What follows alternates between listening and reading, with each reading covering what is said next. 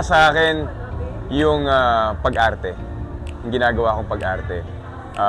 Kasi mahal ko yung ginagawa ko at gustong-gusto ko siya. And kahit ulit-ulitin pa yan, hindi ako napapagod. Napapagod ako umarte. So, for me, yung pag-arte.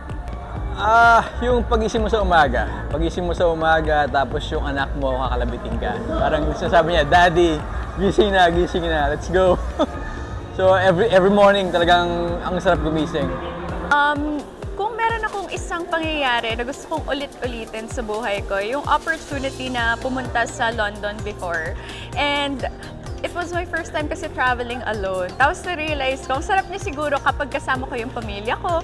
So sabi ko kung pwede ko siyang ulit-ulitin, but this time around, kasama na yung pamilya ko, siguro nakakatuwa yung experience na yun. Bagay na gusto kong ulit-ulitin sa buhay ko, siguro yung alis namin ng family ko noon, nag-beach kami. Kasi yun yung time talaga na kumpleto kami.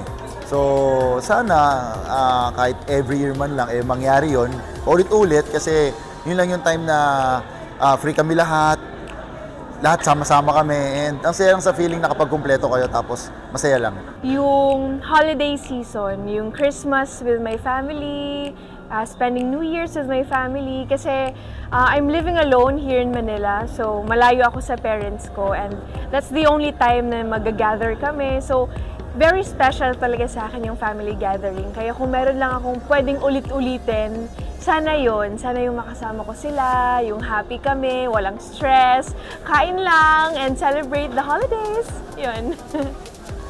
Yung pagkasama ko po yung mga pinsan ko.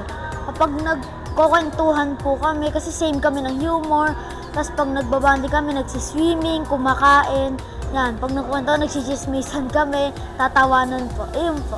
Thank you. Gusto kong ulit-ulitin yung mga bagay na yung mga ginawa kong hindi pwedeng dapat gawin. Oo, kasi ang sarap eh.